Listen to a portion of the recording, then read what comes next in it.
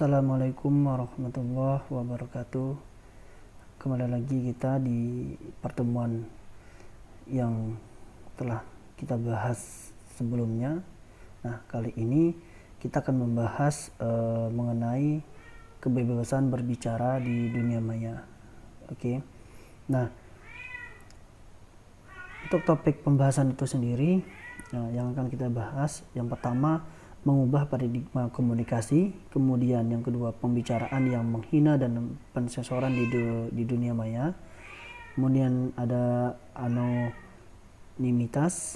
ya, kemudian ada spam, dan yang terakhir memastikan konten yang berharga dan beragam. Nah, seperti kita ketahui, ya, yang pertama mengubah paradigma komunikasi. Nah, paradigma itu sebenarnya sama dengan pola pikir atau yang sekarang ini dalam arti adalah cara berpikir, ya, cara berpikir.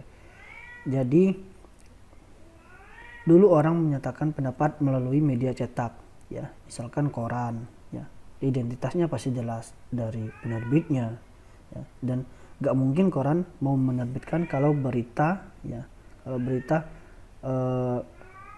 kaleng, ya, berita kaleng dalam arti bukan seperti koran atau media-media zaman dulu, ya. Ya, karena internet anonim, ya, jadi sehingga perlu penerapan aturan yang baru, ya.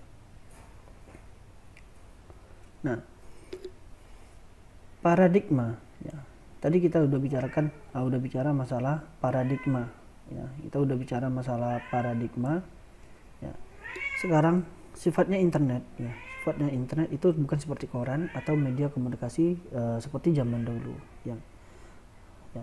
Jadi disinilah kita harus mengubah paradigma dalam komunikasi, ya, ya, paradigma terhadap peraturan internet termasuk web, ya. Kenapa? Ya, karena tadi ya saya bilang ada paradigma adalah pola pikir dan cara berpikir. Jadi yang ditakutkan adalah pola pikir masyarakat di dalam penggunaan internet, ya, itu kebanyakan yang belum memahami, ya, belum mengerti, ya. Jadi mengubah paradigma komunikasi itu artinya paradigma terhadap peraturan, ya, penggunaan internet juga harus diubah ataupun diperbaharui paradigma peraturannya, ya. Seperti internet, ya, seperti misalnya www apa misalnya itu bukan merupakan media cetak, ya. Itu yang harus kita pahami, ya. Media cetak itu seperti zaman dulu ya koran, ya, tapi kalau internet www itu adalah media online. Nah, itu yang harus kita ketahui dulu, ya, itu yang harus kita ketahui dulu. Kemudian kalau kita membahas kebebasan berbicara, kita harus tahu dulu pengertian dari kebebasan bicara itu sendiri, ya.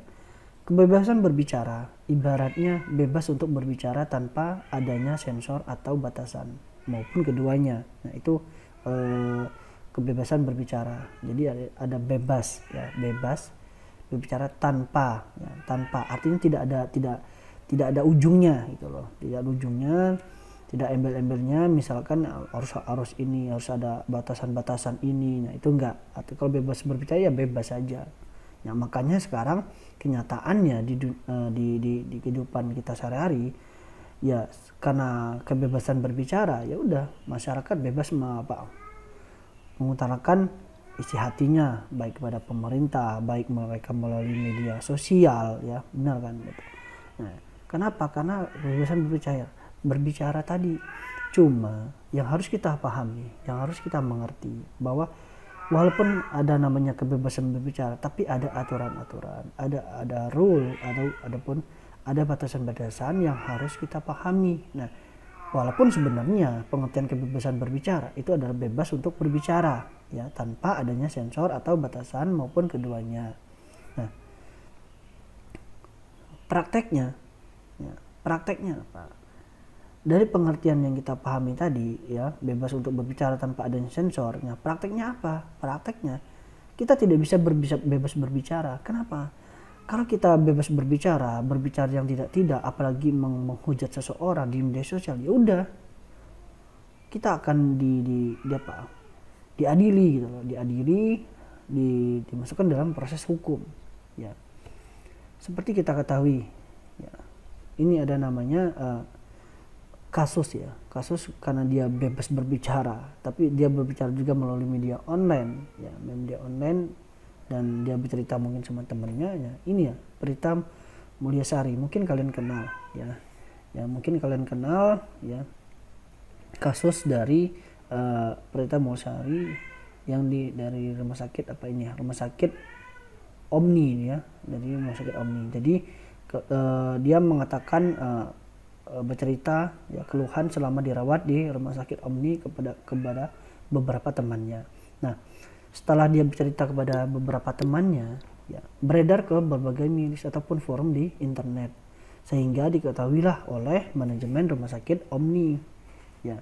Nah, akhirnya manajemen rumah sakit Omni mengatakan bahwa itu pencemaran nama baik. Nah, sehingga Prita digugat, ya, baik secara perdata maupun pidana. Kenapa? Karena si Prita ini dikatakan bahwa dia terkena pidana atau perdata berdasarkan pasal 27 ayat 3 Undang-Undang Internet dan Transaksi Elektronik, ya, yang menerapkan setiap orang dengan sengaja dan tanpa hak mendistribusikan dan atau mentransmisikan, ya, dan atau membuat dapat diaksesnya informasi elektronik, dokumen elektronik yang memiliki muatan penghinaan atau pencemaran nama baik. Dia kena tuh, ya. Dia ada pasal 310 dan pasal 311 KUHP terkait dengan pencemaran nama baik. Sehingga Prita terkena dampak dari kebebasan berbicara tadi. Jadi dia berpikir kita bebas berbicara, ternyata kenyataannya pada prakteknya, ya, itu kita tidak bebas berbicara, ya. Ya, itu harus kita pahami, ya. Kemudian, ya, ada juga kasus Luna Maya bersama dengan infotainment, kan, pada tahun 2009, ya. Itu umpatan yang dilakukan Luna Maya melalui Twitter, ya, secara spontan karena dia kesel, ya, dia mengundang amarah kalangan infotainment, dan sehingga Luna Maya terjerat pasal 27 ayat 3 digunakan sebagai tali penjerat, ya. Nah, Luna Maya bukan menolak untuk diwawancari waktu itu, ya, tapi dia harus membawa Alia masuk ke mobil dan memberinya ruang yang nyaman untuk tidur di sana. Tapi para pekerja entertainment, ya, seakan tidak memperdulikan permintaan itu. Ya, mereka ngotot, ya, namanya juga entertainment, ya. Dia ngotot mencari berita, ya, sehingga pada saat ngotot tadi, ya, mengejar Luna Maya tadi, sehingga kepalanya terbentur oleh kamera salah satu entertainment, sehingga, ya, sehingga Luna Maya amarahnya memuncak, ya, ya, tetapi di depan infotainment dia tidak mengeluarkan kata-kata makian atau pengobatan, ya, cuma dia menyampaikan kekesalannya, ya, itu melalui Twitternya. Dia menulis infotainment derajatnya lebih hina daripada pelacur, pembunuh. My our soul burn is hell. Nah itu loh. Jadi yang harus kita lakukan, yang kita harus pahami, ya. Jadi jangan sampai di media sosial, di media online, apapun bentuknya yang kita gunakan, itu jangan sekali-sekali kita menghujat ataupun mencemarkan nama baik seseorang, ya, mencemarkan nama baik seseorang, walaupun sebenarnya di satu sisi kita yang benar, ya, kita benar gitu loh, tapi di sisi lain orang melihatnya itu ada kesalahannya di mana? Karena ada undang-undang ITE, itu masalahnya. Jadi undang-undang itu mengatur bahwa kita tidak bebas berbicara, apalagi berbicara di media online. Nah, itu yang harus kita pahami, ya.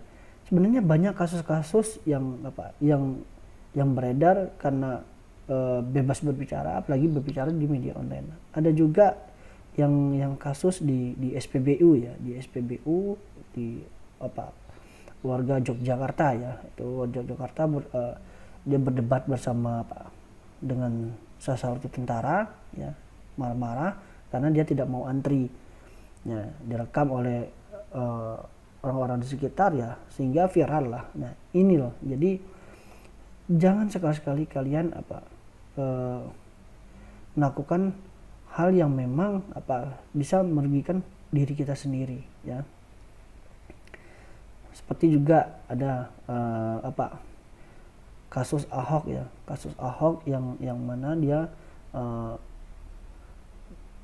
menghina ya, bukan menghina sebenarnya, bahasanya apa ya, gimana ya, kasusnya waktu itu kalau nggak salah masalah ayat ya, ayat di dalam Al-Quran ya, sehingga Ahok itu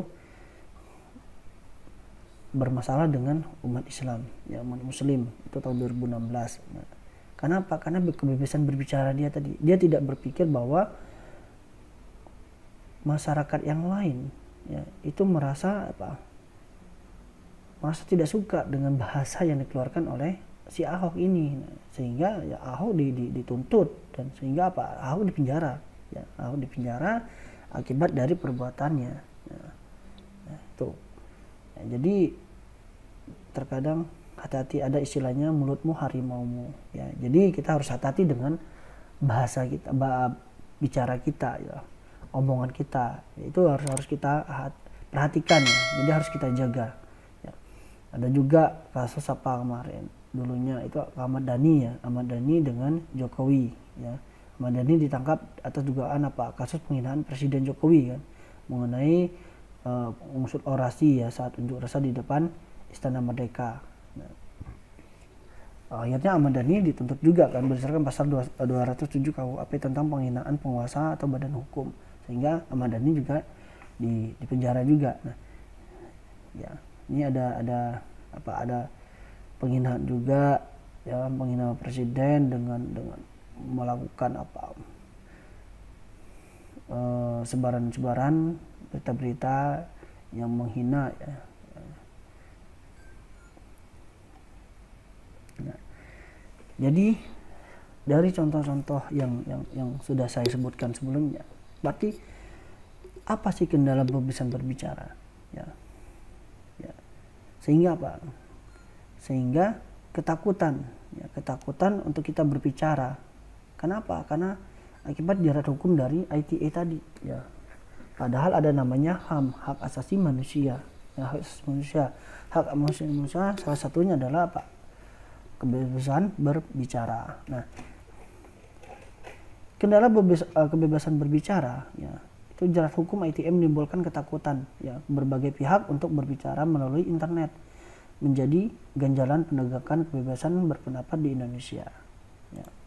Nah, secara jelas aturan mengenai kebebasan berpendapat dan berekspresi tercantum dalam piagam PBB, tetapi pada kenyataannya ya untuk menegakkannya dalam sebuah negara tidaklah mudah. Jadi kenapa tidak mudah ya, karena banyak aturan-aturan ya, banyak kalangan tertentu yang memang tidak berpendapat yang sama, sehingga terjadilah perbedaan-perbedaan pendapat ya. Ya. Kalau kita ngomongin penegakan aturan tidak mudah ya, aturan tidak mudah. Kenapa saya bilang penegakan aturan tidak mudah ya, karena seperti kita ketahui ya, dampak dari aturan-aturan yang menekankan pada kendala ataupun kebebasan berbicara ya. Banyak aturan-aturan yang sekarang yang membuat kita terdiam, yang membuat kita tidak mau berbicara ya. Kita takut berbicara ya. Kenapa? Karena ada aturan-aturan penegakan yang tidaklah mudah untuk dilakukan. Nah, itu yang menjadi masalah ya. Kemudian pembicaraan yang menghina dan pencemaran di dunia maya. Ya. Kalau kita ngomongin pembicaraan yang menghina dan pencemaran di dunia maya, sebagai contohnya kayak ini, kayak Ahok tadi ya, seperti Ahmad Dhani. Ya. Kategori pembicaraan yang menghina dan pencemaran di dunia maya jika memuat pembicaraan politik atau keagamaan.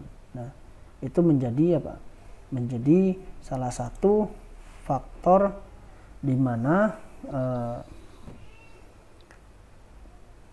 kita tidak bisa bebas berbicara, apalagi kita bicara masalah politik atau keagamaan. Nah, itu sangat rentan sekali. Seperti apalagi pornografi, ya, itu pornografi. Jadi kita menyebarkan video-video yang seharusnya tidak layak untuk kita sebar ya, di media sosial, apalagi di media kita ya, media online kita ya, itu dampaknya luar biasa ya, karena sekarang jangan sekali-sekali Anda menghumbar ataupun melakukan penghinaan ya di dalam dunia maya. Kenapa? Karena di balik itu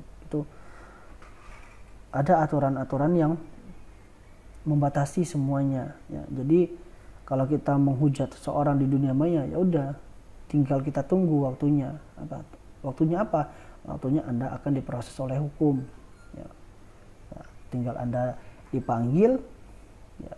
Mungkin Anda dituntut oleh pihak yang dirugikan, itu bisa saja terjadi ya. Jadi balik lagi ke awal, artinya jangan sekali-sekali Anda memberikan pernyataan menyebarkan sesuatu yang memang itu akan merugikan, baik merugikan kita sendiri maupun merugikan orang lain. Itu yang harus kita perhatikan. Oke, mungkin sekian dulu pertemuan kali ini. Kita akan lanjutkan di pertemuan berikutnya. Selamat siang.